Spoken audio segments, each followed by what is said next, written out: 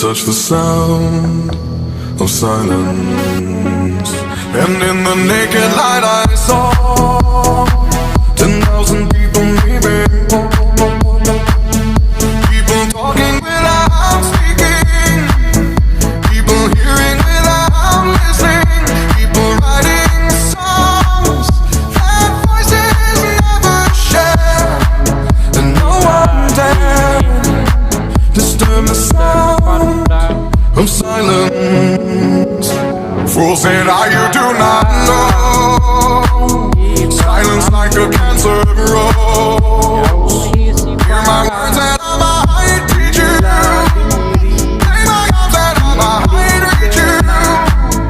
But my words, like silent raindrops, fell and echoed in the wells of silence.